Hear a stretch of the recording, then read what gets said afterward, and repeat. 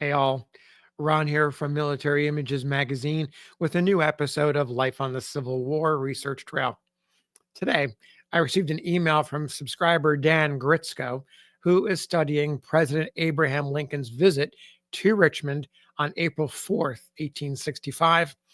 Dan has made a few videos about the spot along the James River where Lincoln landed, and I've included the links below for you to check out. Dan's email reminded me of a story I researched and wrote for my book about the Union and Confederate navies. And I'm going to share that story with you now.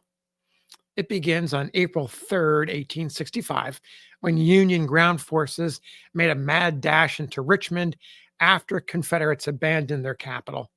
Close on their heels was the United States Navy, including the man pictured here, Acting Lieutenant Amos Foster.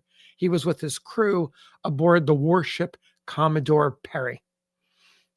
Foster was a Naval Academy dropout. He had proven himself an aggressive commander in wartime, and he happened to be downriver from Richmond in Union held territory when a series of terrific explosions coming from the direction of the enemy capital lit up the night sky. Unbeknownst to him, it was the scuttling of the rebel fleet in the James River as the Confederate Navy abandoned Richmond. Curious, Foster called for his gig and went ashore. He made his way to the nearby artillery battery known as Crow's Nest and climbed a signal tower. There, he saw the spires of Richmond and fires that raged from burning warships and at other spots in the city itself. Satisfied that the rebel evacuation was underway, he returned to the Perry. At some point after his arrival, another ship arrived, the flagship Malvern, and signaled an order to go on to Richmond. There was a signal officer aboard Foster's vessel who recalled the reaction. My God, what a feeling went through the officers and crew of the old Perry when the fact was made known to them. End quote. The Perry got underway on April 4th. The signalman recalled, quote, the good old boat began to move up the river over waters that no Union vessel had touched since the war began, end quote. Now, getting to Richmond by water was easier signaled than actually done. The rebels had laced the James with torpedoes or underwater mines. Foster sent 3 of his rowboats ahead of the Perry to find them. The signalman recalled they had not long to search. A little chip was seen floating in the water. It was examined. A line was found attached, and on the end of that, a tin can containing 75 pounds of powder. The crew cut the lines and other wires, carefully cut open the can, and spilled the powder into the river.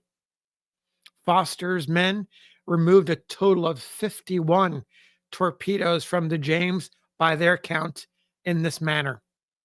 The Perry continued on, but her progress ended abruptly after she grounded hard on underwater obstructions below Drury's Bluff and Fort Darling, only 7 miles from Richmond.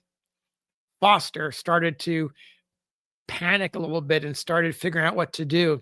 He ordered part of the coal supply dumped overboard to lighten the load, and then he moved the guns all to one side to hopefully create some some give within the vessel. Then he directed his chief engineer to turn the massive side wheel paddle back and forth to create some more motion to hopefully get that boat off of the obstacles. Until the Perry could break free, no other ships could get by. Soon afterwards, the Malvern arrived on the scene, and guess who was inside? The Admiral, David Dixon Porter, and President Lincoln. They were in as much a rush to get to Richmond as Foster and anybody else. Porter decided that he wasn't going to hang out and wait for Foster to finish up his work, so he had the Malvern lower its flat-bottomed barge and row the rest of the way. That barge was lowered, and Porter and Lincoln took seats in the stern. A second boat was lowered, filled with a bodyguard of Marines. The signal officer recounted what happened next. Quote, between the Perry and the shore was a very narrow passage of deep water, and it was through this that the admiral intended the boats, the barge, and the rowboat of Marines should pull through. But on reaching this, he found it was not wide enough for him to pass through, pulling the oars on both sides.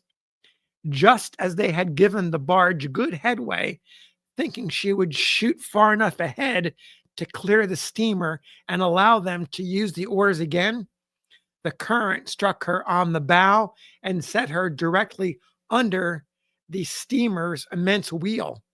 At this very moment, the engineer, not aware that anyone was near the wheel, began to turn her over.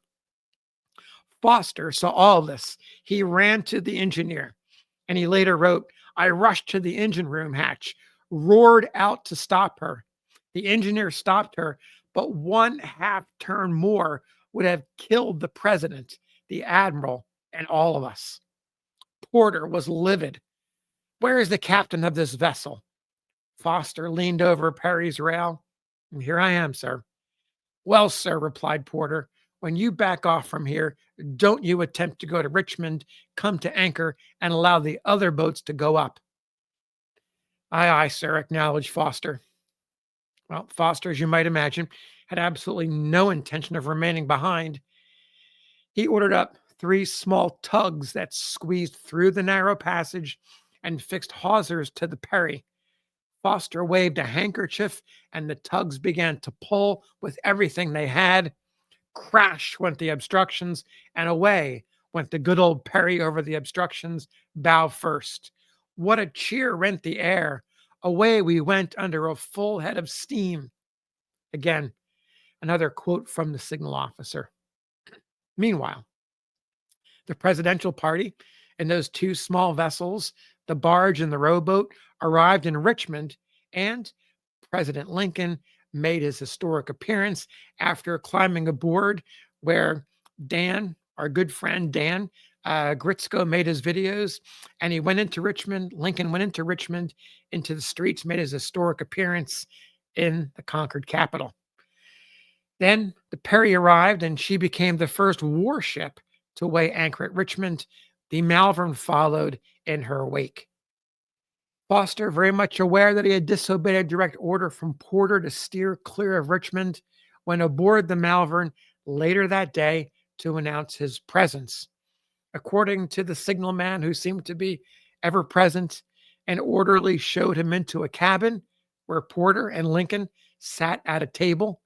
Foster reportedly saluted the men and said to Porter, Admiral, I have the honor to report the arrival of the U.S. steamer Commodore Perry at Richmond.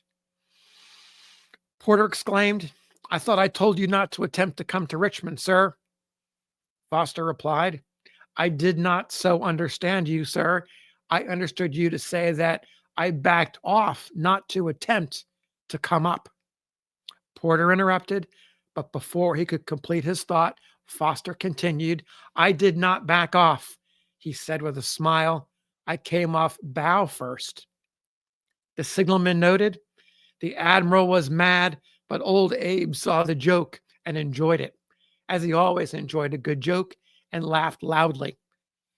The president rose from his chair and, taking Foster's hand, congratulated him on commanding the first warship to arrive in Richmond.